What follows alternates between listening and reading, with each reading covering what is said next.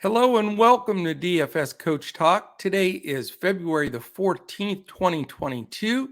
Happy Valentine's Day to everybody out there. And the NBA has given us a real sweetheart 9-game main slate to attack this evening. I am, by the way, Joe Sarvati, affectionately known as Coach, and I am here to go over this NBA slate and break it down, get our build started, and let's look to crush it this week in NBA. We've got the All-Star break coming up soon, so it's going to be a busy week for the NBA. 9 games tonight, 7 games tomorrow, and then it'll wind down before that All-Star break. So we are ready to get after it. I hope everybody enjoyed the Super Bowl and all the activities, and the halftime was a lot of fun to experience all of that. So congratulations to some of our members that had some good wins yesterday. Also, we had a Super Bowl contest, and believe it or not, our man JP Wild, Jason up there in Canada, he just can't lose any of our contests. He is awesome, man. He's got more Coach Talk swag than I do. So shout out to Jason. Great prediction. He almost hit it right on the nose. He had 24-21 instead of 23-20. So outstanding stab there, Jason. You got it. And then also one of our newer members, Bowdy, BH71, he finished second, gets the cool Coach Talk hat, and he had also an outstanding guess at the game. So it was a lot of fun. Thanks, Crash, for running the Super Bowl contest for us. And we just like to have fun amongst the family with the big days like that. So, all right. No further ado here. We've got all kinds of stuff to discuss. If you want to join us, by the way, dfscoachtalk.com. We have a multitude of memberships you can choose from.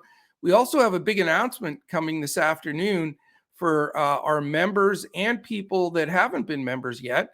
Now that the football season is officially over, we have a great offer that's going to run into the spring here and encompass baseball, hopefully, if they play, and then basketball and golf. So that'll be announced and put up on Twitter and our website. We'll have it everywhere here this afternoon. So, all right, let's get going. We don't have any time to waste. This is a great card. I'm excited for it. Got a lot of guys from the trades deadline now settling in and playing. So it's going to give us a real different look in some of these games for sure. All right, 7 o'clock game. First one, Detroit Pistons at Washington Wizards. It is Washington minus 4.5, 218.5 total, 107 implied for Detroit, 111.5 implied for the Washington Wizards. Detroit comes in 12-44, Washington's 25-30. Injury designations, questionable for Detroit, Pickett, Jackson and Livers out. For Washington, you have Gafford and Porzingis out. Can you believe Porzingis is missing a game? Wow, I'm shocked at that. But anyway, he's out. So interesting game here. Lot to discuss and unpack. We've got some interesting plays and some good value here as well. Looking at the Detroit side of the ball, Cade Cunningham had come back the last game, looked good. He's a decent play at 7-4. By the way, Detroit's pace is 10, Washington is 20. So it is a bit of a pace up for Washington. Both teams don't defend, 25th and 23rd. So really 218.5 is pretty low considering you've got two of the worst 6 defensive teams in the league. So definitely some opportunity, I think, here for a good jumpstart to your evening. Cade Cunningham, 7-4. Sadiq Bey throws some good games in there at 6-6. Jeremy Grant at 6-3. You know, I think he's a little more surprised he didn't get traded more than anything else, but he does have the propensity to jump up there. Isaiah Stewart at 5-5 against another center that's sort of a 4-5-ish in Thomas Bryant that's not a good defender. He's also in play. So, you know, when you have those prices from 5-5 to really all the way up to Corey Joseph at 4-1, a lot of opportunities here. Just got to really study the matchups and see where it's going to fall. I think, KCP, in my opinion, will probably guard Cade Cunningham. I do respect that defense. On the other side, Jeremy Grant will probably guard Kyle Kuzma. And I also respect, Jeremy Grant's defense. So on the Washington side, you have the cheap Neto at 4-4. I don't trust it because the Ish Smith was acquired. I think it's a timeshare there. He's 3-9. Kispert at 4-1 has been showing some improve, but they've been using a lot of bench, that's for sure. Kuzma, again, has been great. He's all the way to 8-6, though, and he gets that tough Grant defense, but still understand if somebody wants to go there. The dueling cheap centers here, Thomas Bryant seems to be getting more and more activity, so he and Stewart can be considered.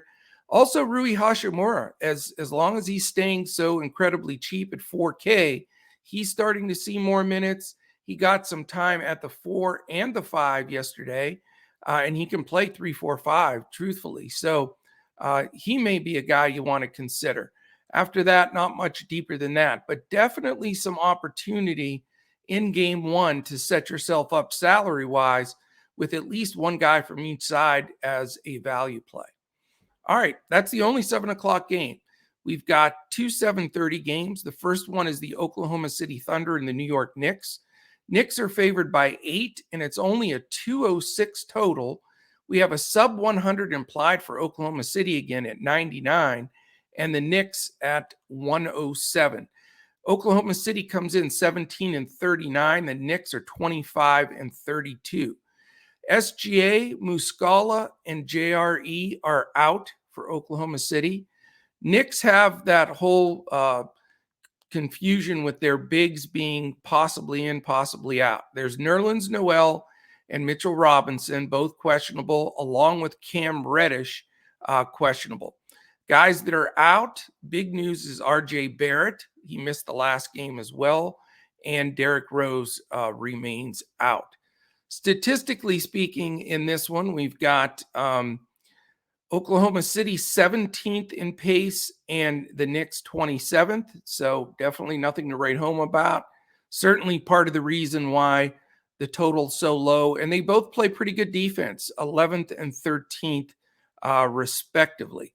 So as we look at this team, as usual, the usual suspects for Oklahoma City, Giddey at 7.5, Dort at 6.2. Their prices are not that great, though. They were cheaper. They've been moving up, along with Darius Baisley. He's up to 6.4. So those are the three really go-to value guys here that aren't that much of a value anymore, and they're going against a slow-paced Knicks team. So not a lot to be excited about there. I mean, you've got Isaiah Roby back in the mix at 3K, Trey Mann, but they do play a lot of guys. They signed Aaron Wiggins, who's dead min 3K. They signed him to a 2 or 3 year contract. He went from two-way player to an extended contract. So he'll probably get some minutes. It's pretty much impossible to really juggle and feel good about rostering anybody for the Thunder. It's that simple. Knicks, I mean, same situation here. You have a few Knicks priced up like Julius Randle at 9.6. And I think Fournier too much at 5.8 as well. There's always the opportunity to take a shot at Kemba at 4.3. Burks will be coming off the bench more than likely at 4.8. If you want to really take a shot, he's starting at this point is Quentin Grimes. He's the dead min 3K. I don't know how much you can count on him, though. Maybe a GPP shot at the cheap price. And then you don't know who's going to play at center, between Robinson, Noel, and Gibson. So disaster game. Normally I can find one good player to pluck out of a game like this that everybody's going to ignore, but this is just an awful game. I don't see any reason to waste a roster spot on that game. How's that for pretty simple? All right, game 3. It's the other 7:30 game. This one has a lot more interest. Sacramento Kings and Brooklyn Nets. Sacramento's 3.5-point favorite. 227.5 total, 115.5 implied for Sacramento, and 112 for the Brooklyn Nets. So decent numbers, both sides there.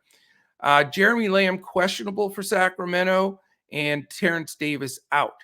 For Brooklyn, James Johnson questionable. Guys that are out, KD, Joe Harris, Kyrie Irving, because it's a home game, and Ben Simmons. So this becomes a real interesting set of circumstances here. First of all, for Sacramento, you have the 6th fastest pace, and they're playing faster than ever with Fox really pushing it. Brooklyn's 11th, so I don't know if how accurate that is. I mean, the sample size with all 3 of their top players, one which is now traded off the floor, but they are 11th. Defensively, Sacramento, 2nd worst defensive team in the league. So you'd love to be able to take advantage of that from the Brooklyn side. And Brooklyn is 18th. So all kinds of things to figure out here. Obviously, the biggest one is let's just go right to Brooklyn. Harden's traded.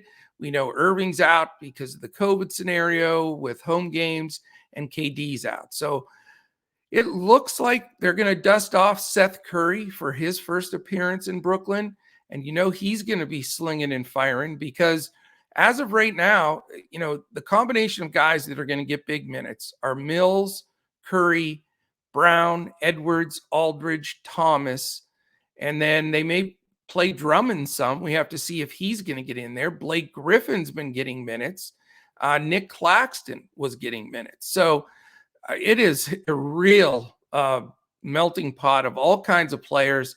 I don't know really who you can trust and who's going to fall out of this group. I mean, Cam Thomas had a really good game the last time. I mean, the 2 guys that I'll say that I could feel comfortable rostering, not both, but one or the other, is Patty Mills at 4.8 or Seth Curry at 5.4. I just feel like those 2 guys are going to lead this team in shots attempted. And we'll see. It's a risk, though. I mean, this for the cash hybrid or single entry players like myself, this is the kind of game that can sink you or it can make your cash lineup if you have the courage to go there. But lots of possibilities. We just have to see how this is going to shake out, what Nash is going to do with this rotation now that it's just totally different, with the trade and everything else. So Mills and Curry, a chance to make some of my lineups.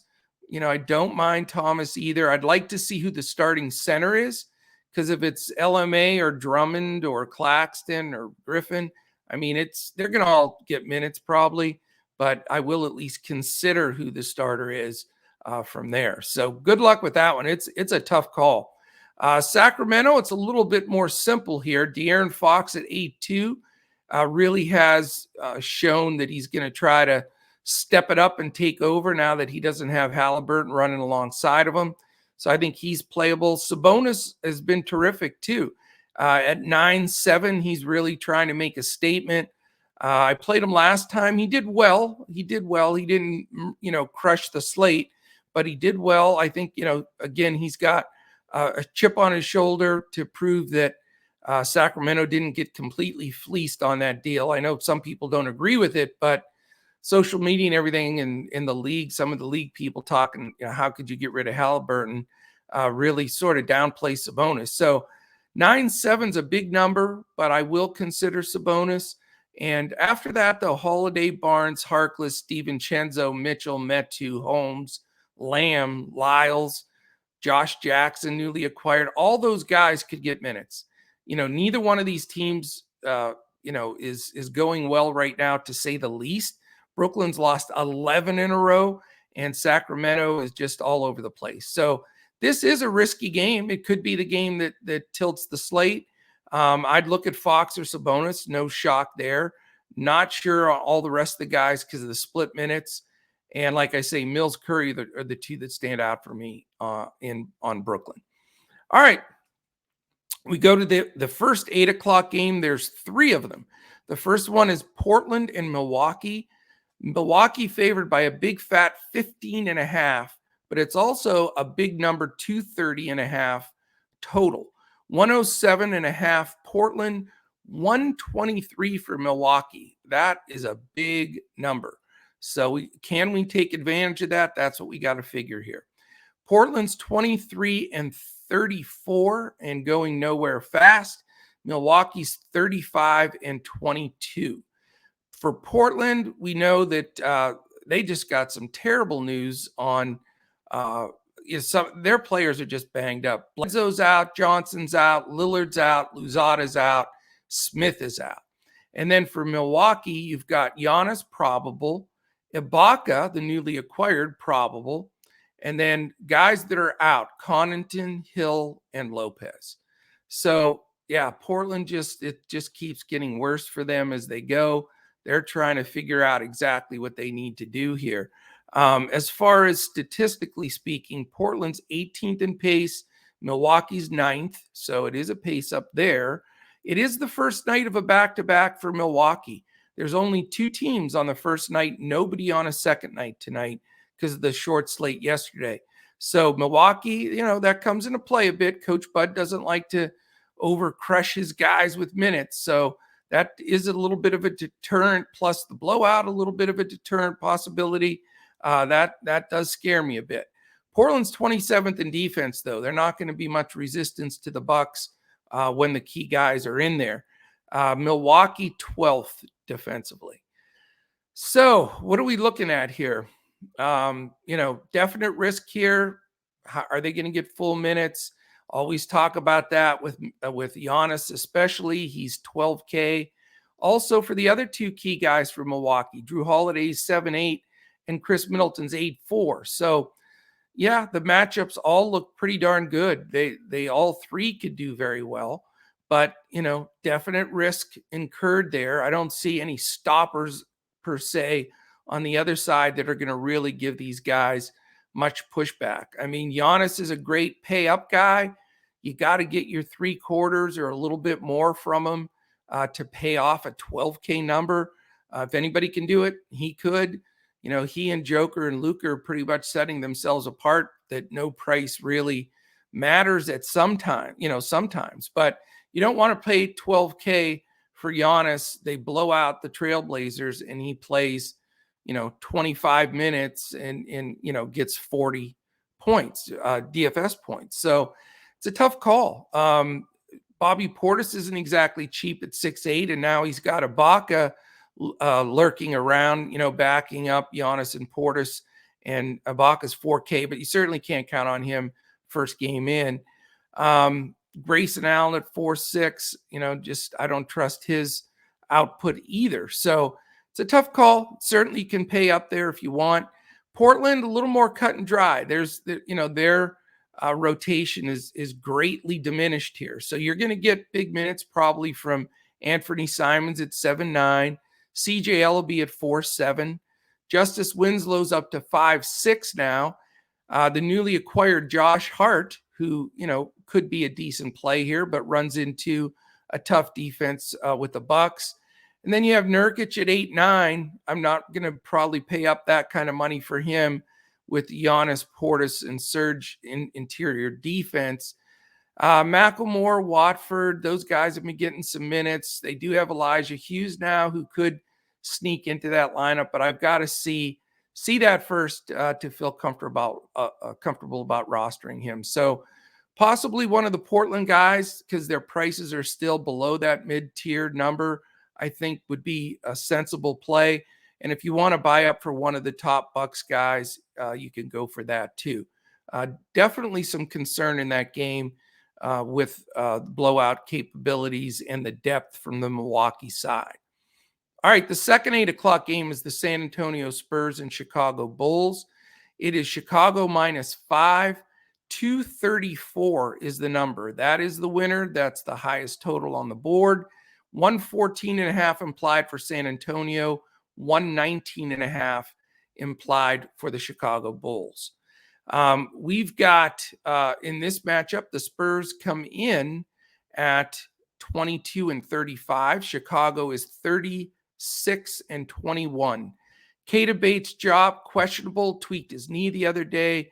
Goran Dragic is listed on that team and he's out. For Chicago, of course, Derek Jones, who jumped back into action, he's probable to play again in this game. Javonte Green's the one that's questionable, though. We'll see if he gets rolled out there or not. Certainly concerned with his injury. Guys that are out: Ball, Caruso, Levine, and Williams. So no Levine for a couple of games as well. All right, statistically speaking, in this matchup, we've got the Spurs 5th in pace. So that's why you got such a big number here. Chicago, middle of the pack at 15th, but a nice pace up game for Chicago. Neither defense is playing well, 19th and 20th. Certainly the Bulls, if they really want to make a run at an Eastern Conference championship, are going to have to tighten up that defense. So again, once they get some of those backcourt players, I think they'll get back up there again. What can I say about Dejante Murray? The dude is an absolute stud. He comes into a game here at 11K, but man, he's working his way up to that upper echelon with the very top 2, 3, 4 guys in the league. I mean, now that Derek White's gone, he's obviously completely taking control of that team. It's an island game, absolutely rosterable here if you want to go with Murray. He's going to get Dosunmu defense, which is respectable, but at times Murray is just unguardable. He's that good. Devin Vassell stepped into that starting 2 guard that Derek White left. He's 5'2". He's got some potential.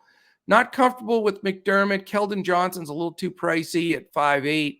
You've got a 7K Pirtle going against Vuk inside. Vuk's not exactly that strong of resistance. So other than that, a lot of bench guys. Zach Collins is back. They now have Romeo Langford and Josh Richardson in the mix.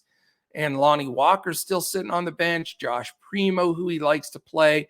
So the bottom line is the Spurs are going nowhere. I think Pop's going to play a pretty deep bench. And it's very hard to count on anybody but Murray, really, for the Spurs for the near future. I mean, the matchups are going to hurt and help in certain scenarios. But if you race to play a couple of Spurs, you are really risking it. So you're not going to see a lot of San Antonio players being rostered for me for a while here, unless it's Murray and he can fit from a salary standpoint. On the Chicago side, again, with, Levine also out, you're going to get the starting backcourt duo of Ayo Dosunmu and Kobe White. There's been some inconsistency more with White. Dosunmu's been pretty solid. He's 5'9", though, so he's getting there. White's up to 6K. I think they're both playable. I like Dosunmu better. But again, he's going to really be wrapped up in guarding Murray quite a bit. We'll see if he stays out of any foul trouble and whether he, has enough to really push it on the offensive side. Certainly have the option to go to DeMar DeRozan. That man is playing unbelievable basketball. And he's proven when you take Levine off the floor, and even without Ball and Caruso and some of these guys, DeRozan his usage has been fantastic.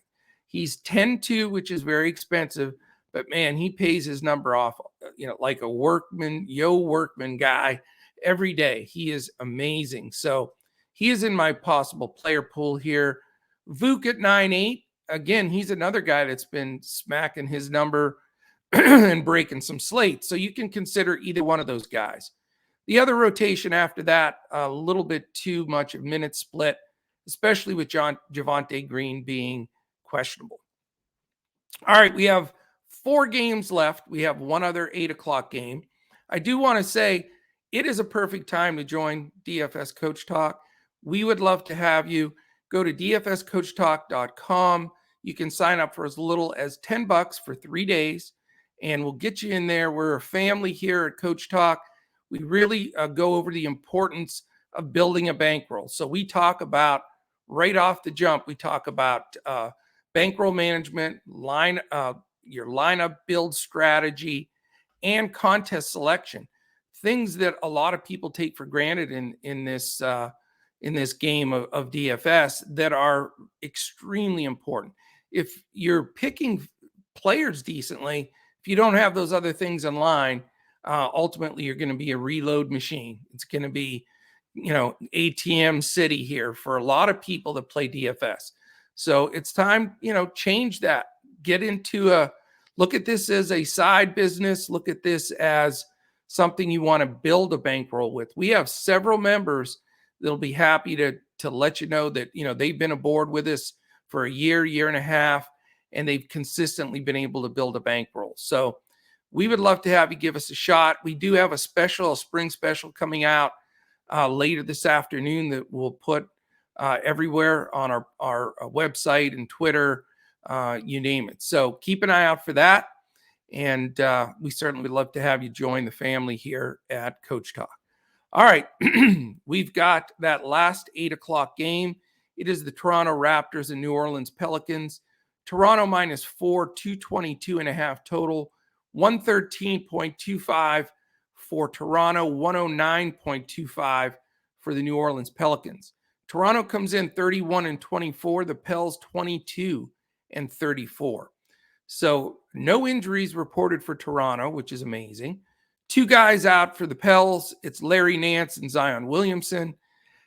Statistically speaking here, we've got Toronto 25th in pace and New Orleans 19th. So that's not encouraging whatsoever.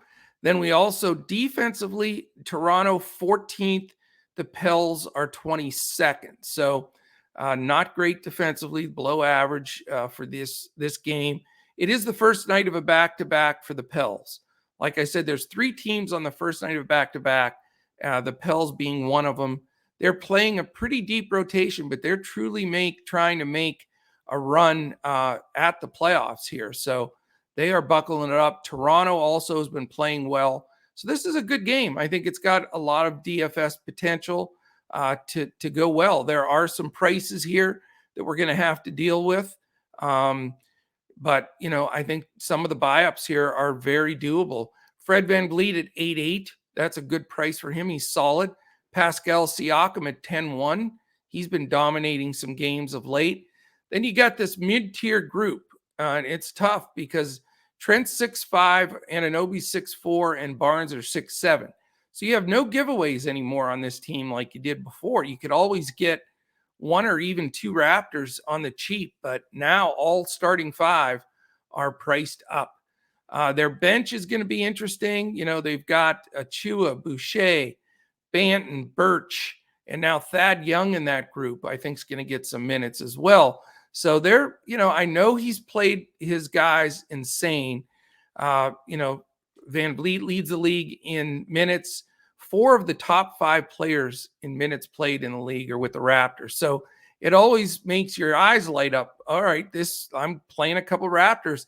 And it seems like you have to have them a lot because they're getting those opportunities. But Nurse has said it for a while. He's going to try to start using more of his bench. Do we trust what he's saying? I don't know. I just know that it looks like all their guys are healthy. That hasn't happened very often. They added a little depth with Young. And even if it's going to take 5-6 minutes off of any of these guys, that's massively impactful for your DFS output. So I'm going to tread lightly. I'm going to have exposure to the Raptors, but I think you're going to see some of those massive minutes start to decrease a little bit. I mean, they have to. They cannot keep up this pace and expect to have any kind of run in the playoffs. So, yeah, stay with Toronto for sure. I get it. They're playing against a poor defense in Pelicans, but be careful on the spend there because none of them are cheap anymore. On the Pels side, you've got CJ McCollum coming in, making a statement. He's 7.9, which is a fair price for him. He and Brandon Ingram, though, are, splitting a little bit of that usage. So it's a little bit of a bump down for Ingram, who's 8.7 now that he's got CJ there. So that makes that a little bit tougher. And then Joe Val at 7.7 can always make an impact on a game.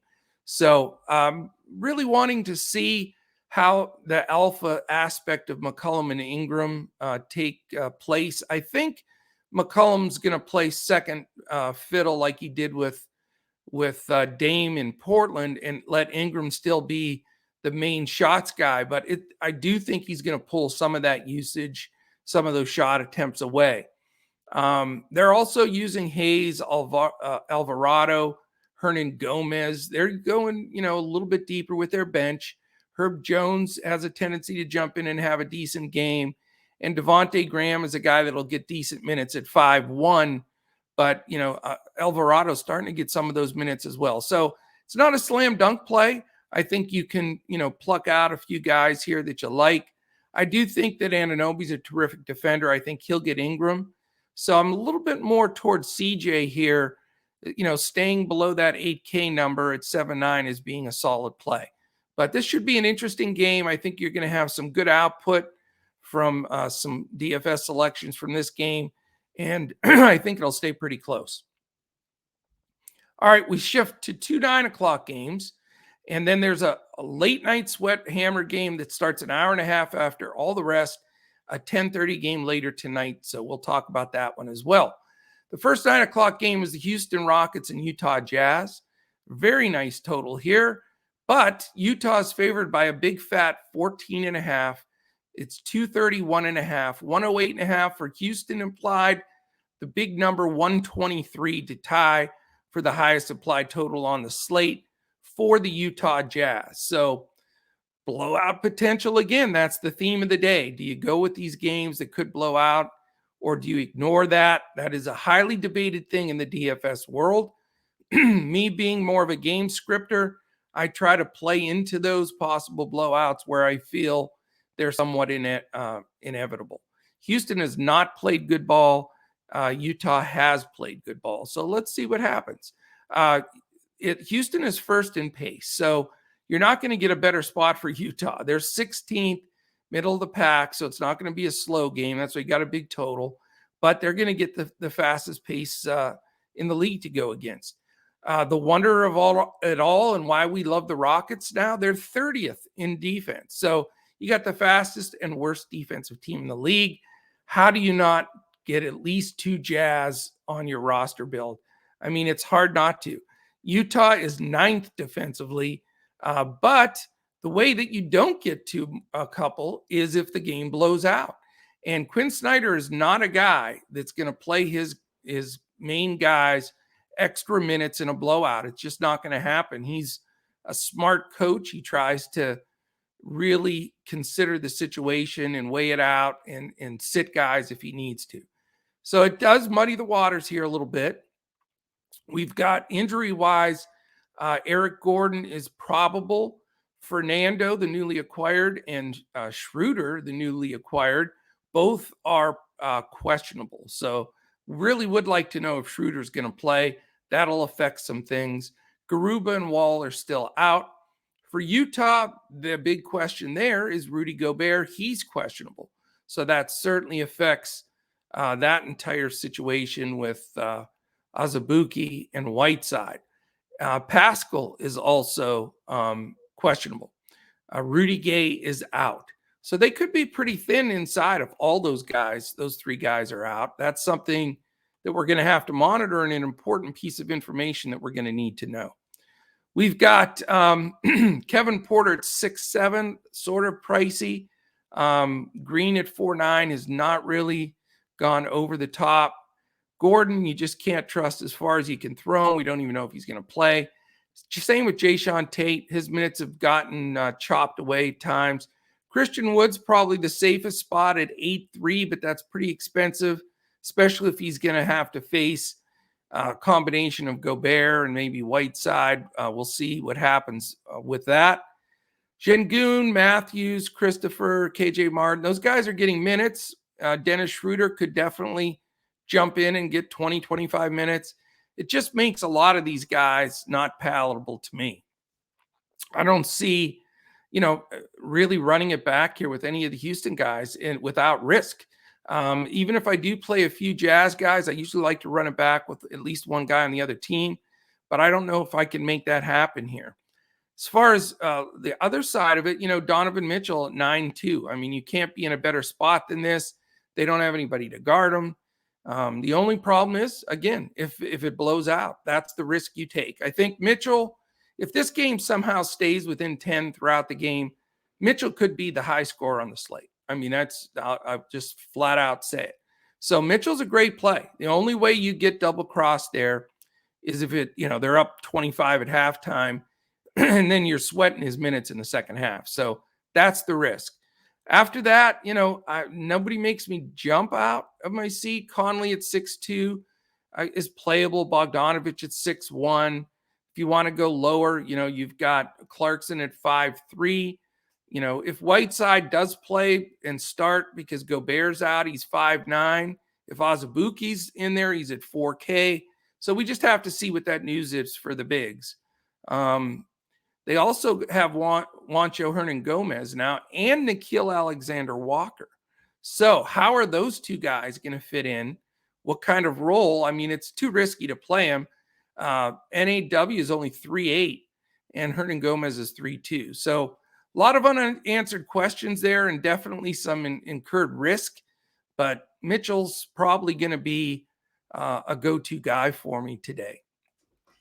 All right, 2 games. The other 9 o'clock game, Orlando Magic, Denver Nuggets. Denver minus 11, another double digit. This is the blowout day. Nobody has a heart here on Valentine's Day in the NBA. We're getting these big blowout possibilities.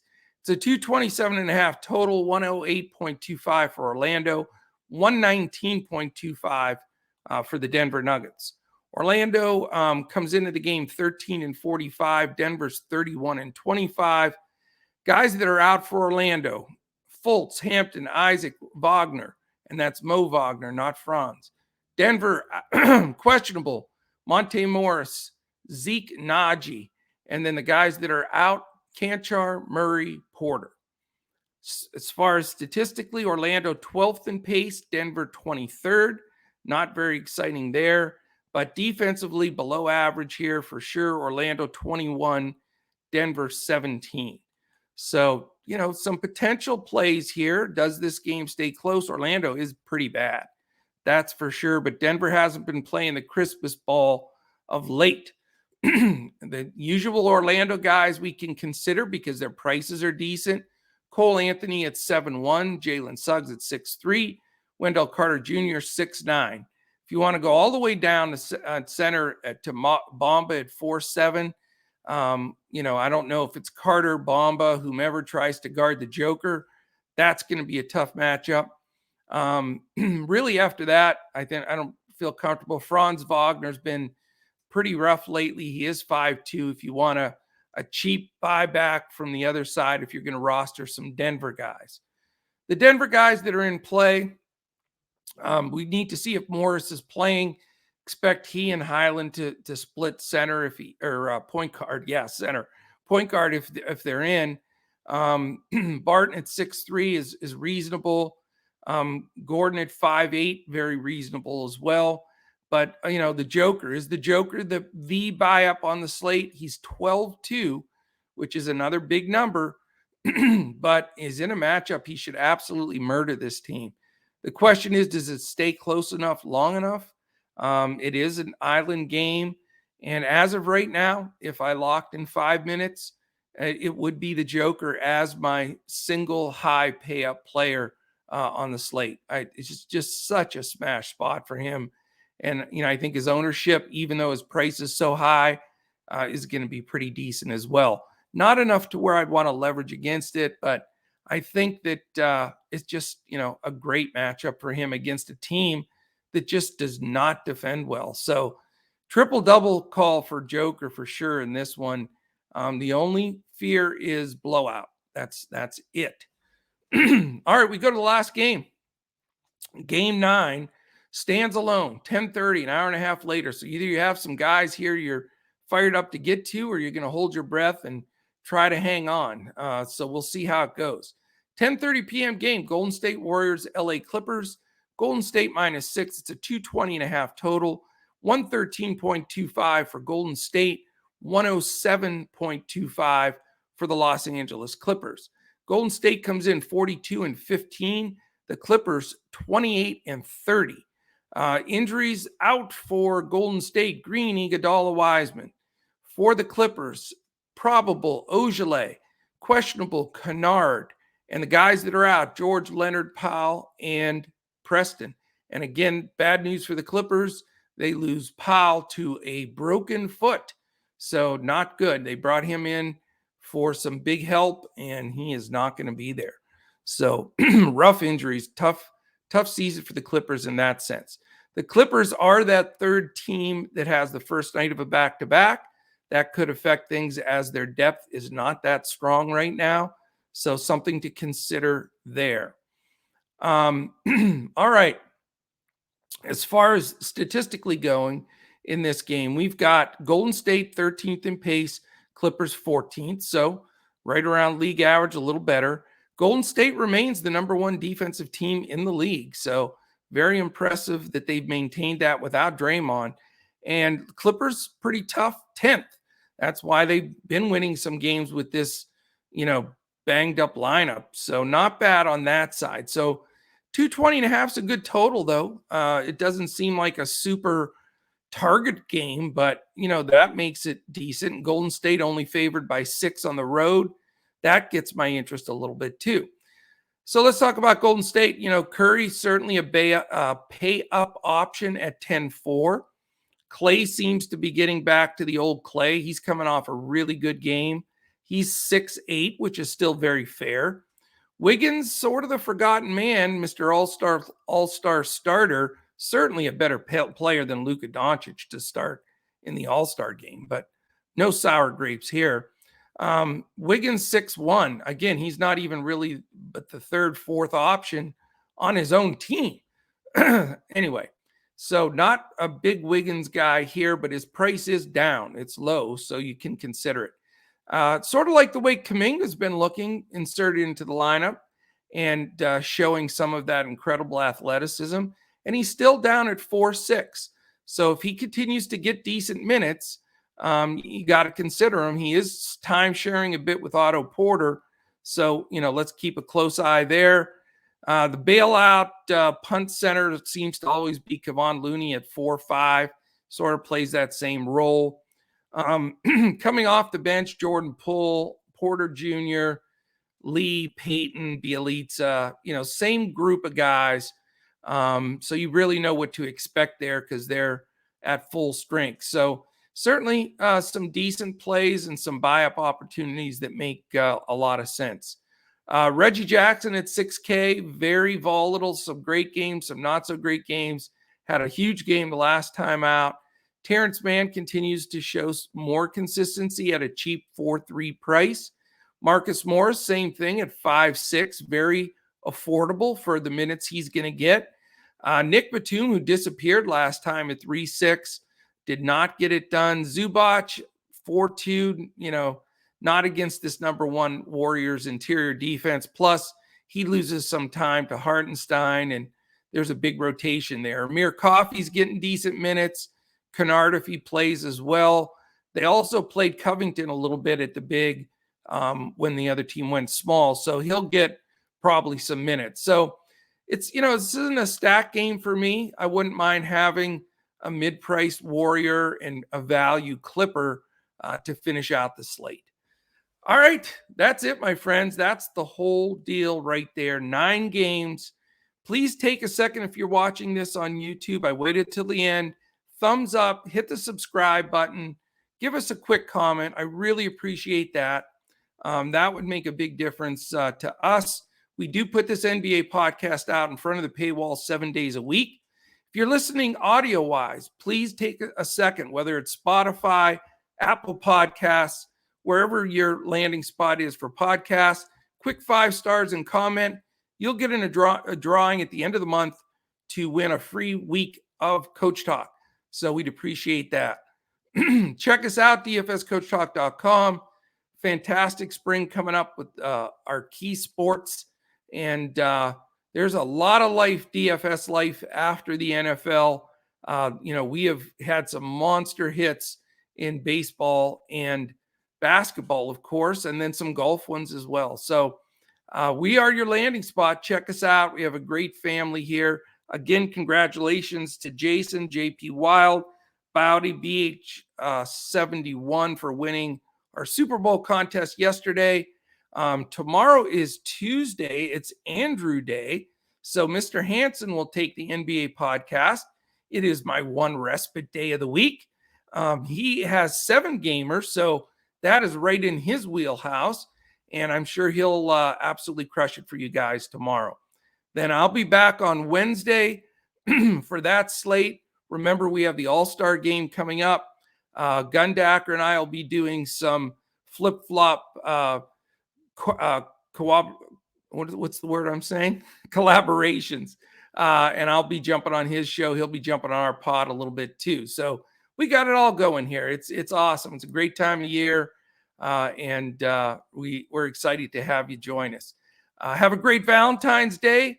Make sure you, if you're following your scores and your DFS performance and you're out with the sweetheart, be careful. Don't get caught checking the scores. Just put them on vibrate or something so you don't have to get busted. So be careful. You don't want to get in trouble. But it's a great slate tonight. Hard to pass up. So have a great day. We appreciate you.